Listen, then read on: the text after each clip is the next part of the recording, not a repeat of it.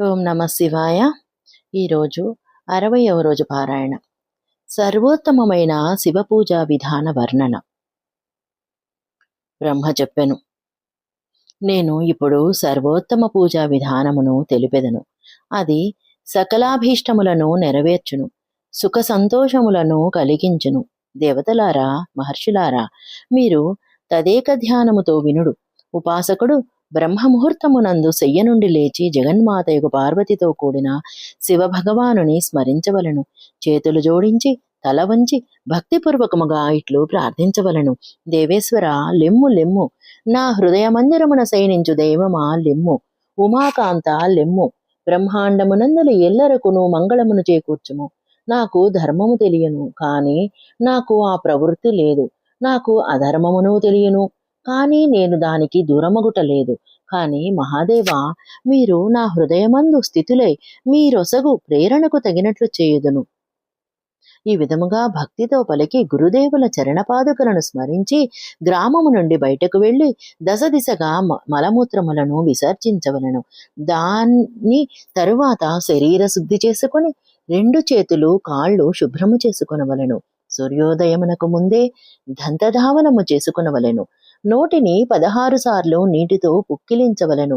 దేవతలారా, ఋషులారా, షష్ఠి, ప్రతిపద, అమావాస్య, నవమి తిథులందును ఆదివారమునందు శివభక్తుడు దంతధావనమునకై పలుగర్రును పరిత్యజించుటకు ప్రయత్నించవలను.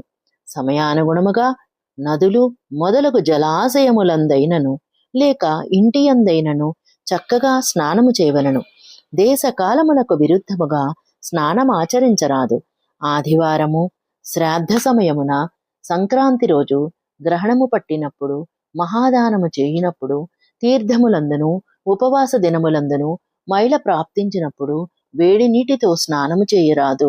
శివభక్తుడు తీర్థాదులయందు ప్రవాహమునకెదురుగా స్నానము చేయవలెను. స్నానము చేయుటకు ముందు నూనె రాసుకున్నప్పుడు నిషిద్ధ దినములను జ్ఞాపకుంచుకొని తైలాభ్యాంగన స్నానము చేయవలను. ప్రతిదినము నూనెను ఆలేపనము చేసుకొని స్నానము చేయువానికి ఏ దినము కూడా తైల అభ్యంగనమునకు నిషిద్ధము లేదు. నూనె, అత్తరు మొదలగు వానిని రాసుకునట ఏ దినమైనను దూషితము కాదు. నువ్వుల నూనె గ్రహణము దినమును వదిలిపెట్టి మిగతా దినములందెప్పుడైనను వాడుకొనవచ్చును. దేశకాలోచితముగా విధిపూర్వకముగా స్నానము చేయవలను. స్నాన సమయమున తన ముఖము ఉత్తర దిశ వైపు కాని పూర్వ దిశ వైపు కాని ఉండవలను. విడిచిన వస్త్రమును ఎప్పుడునూ ఉపయోగించరాదు. శుభ్రమైన వస్త్రముతో ఇష్ట దైవమును స్మరించుచూ స్నానము చేయవలను. ఇతరులు ధరించిన వస్త్రములు కాని ఇతరులు వస్తువును కానీ ఉపయోగించరాదు. స్వయముగా రాత్రి ధరించిన వస్త్రమును ఉపయోగించరాదు. ఆ వస్త్రమును ఉచ్చిష్టమని చెప్పుదురు. దానిని ఉతికిన తర్వాత దానితో స్నానమునరింపవచ్చును. తరువాత దేవతలను, ఋషులను, పితరులను సంతృప్తిపరచు స్నానాంగ తర్పణము చేయవలను. దాని తరువాత ఎండిన శుభ్రవస్త్రమును ధరించి ఆచమనము చేయవలను. ద్విజోత్తములారా, ఆవు పేడతో అలికి స్వచ్ఛమునరించిన శుద్ధస్థానమునందు చక్కటి ఆసనమును ఏర్పాటు చేసుకునవలను. ఆ ఆసనము శుద్ధమైన కర్రల చేత తయారు చేయించవలను. అది తగినంత వెడల్పుగా ఉండవలను.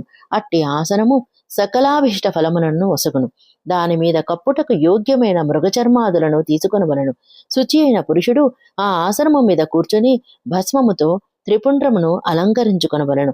త్రిపుండ్ర ధారణంతో చేసిన జప తపములు, దానములు సఫలమగును.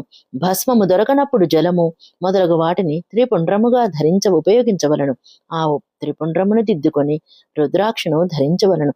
తన నిత్యకర్మలు నిర్వర్తించుకుని శివదేవుని ఆరాధించవలను. తర్వాత 3 సార్లు మంత్రోచ్చారణతో ఆచమనం చేయవలను. శివ పూజ కొరకు అన్నము, జలమును సిద్ధము చేసుకునవలను. ఇంకేమైనా వస్తువులు కావలసినచో శక్తి కొలది వాటిని సమకూర్చుకొనవలను. ఇట్లు పూజా సామాగ్రిని ప్రోగు చేసుకుని ధైర్యముగా స్థిరభావముతో కూర్చునవలను.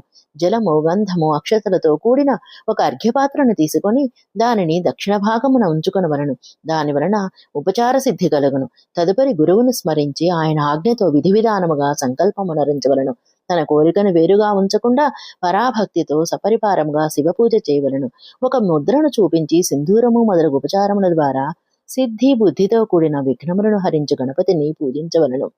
లక్ష్యము ప్రయోజనములతో కూడిన గణేశుని పూజించి ఆయన పేరుకు మొదట ప్రణవమును చివర నమః జోడించవలను. నామమునకు చతుర్థి విభక్తిని ప్రయోగించుచు నమస్కరించవలను. ఓం గణపతియే నమః లేక ఓం లక్షలాభయుతాయ సిద్ధి బుద్ధి సహితాయ గణపతియే నమః. అనంతరము ఆయనతో క్షమాయాచన చేయుచు మరలా సోదరుడు కార్తికేయునితో కూడిన గణేశుని పరాభక్తితో పూజించి మాటిమాటికి నమస్కరించవలను.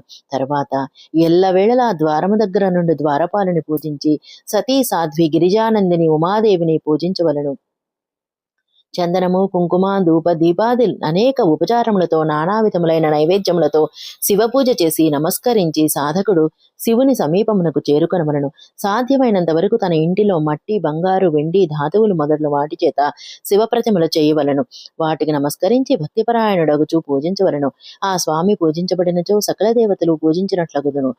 మట్టితో శివలింగమును చేసి విధి విధానముగా దానిని స్థాపించవలను. తన ఇంటిలోని వారందరూ స్థాపనకు సంబంధించిన విషయములనన్నింటినీ తప్పక పాటించవలను. భూతశుద్ధి మాతృకాన్యాసము చేసి ప్రాణప్రతిష్ఠ చేయవలను. శివాలయమునందు దిక్పాలను స్థాపించి వారిని పూజించవలను. ఇంటిలో ఎల్లవేళలా మూలమంత్రంతో శివపూజ నర్పవలను. అక్కడ ద్వారపాలనను పూజించవలనన్న నియమమేమీ లేదు. భగవంతుడికి శివుని సమీపమునకు చేరి ఆ స్వామికి సమీపముననే తన కొరకు ఆసనమును సమకూర్చుకునవలను. అప్పుడు ఉత్తరాభిముఖుడే కూర్చుని ఆచమనము చేయవలను. దాని తర్వాత రెండు చేతులు జోడించి ప్రాణాయామము సలుపవలను. ప్రాణాయామ సమయమున మానవుడు మూలమంత్రమును 10 ఆవృత్తులు చేయవలను. చేతులతో 5 ముద్రలను చూపించవలను. ఇది పూజకు అవసరమైన అంశము. ఈ ముద్రలను ప్రదర్శించి ఏ సాధకుడు పూజా విధానమును ప్రారంభించవలను. తర్వాత దీపమును నివేదించి గురువునకు నమస్కరించవలను. పద్మాసనమును లేక భద్రాసనమున కూర్చొనవలను. లేక ఉత్తానాసనమున గాని పర్యంకాసనమున గాని కూర్చొనవలను. అప్పుడు మరలా పూజను ప్రారంభించవలను. అర్ఘ్యపాత్రతో ఉత్తమగు శివలింగమును ప్రక్షాళన చేయవలను. మనస్సు భగవంతుని తుడగు శివుని అందే లగ్నం చేయవలను. అన్యదా పోనివరాదు. పూజా సామాగ్రిని తమ వద్ద నుంచుకొని క్రింద కనబరిచిన మంత్రములని ఆవాహన చేయవలను. ఆవాహన కైలాస శిఖరం పార్వతీపతిం తమం యథోక్త రూపిణం శంభుం నిర్గుణం గుణరూపిణం వంచవక్త్రం దశభుజం త్రినేత్రం వృషభధ్వజం కర్పూర గౌరం దివ్యాంగం చంద్రమౌళింకపర్దినం వ్యాఘ్ర చర్మోత్తరీయం చ గజచర్మాంబరం శుభం వాసుక్యాదిపరీతాంగం పినాకాద్యాయుధాన్వితం సిద్ధయోష్టౌ చ యస్యాగ్రే నృత్యం తీహ నిరంతరం జయ జయేతి శబ్దైః సేవితం భక్తపుంజకైః తేజసా దుస్సహేనైవ దుర్లక్ష్యం దేవసేవితం శరణ్యం సర్వసత్యానాం సత్వానాం ప్రసన్నముఖ పంకజం వేదైః శాస్త్రైర్యథా గీతం విష్ణు బ్రహ్మనుతం సదా భక్తవత్సలమానందం శివమావాహయామ్యహం.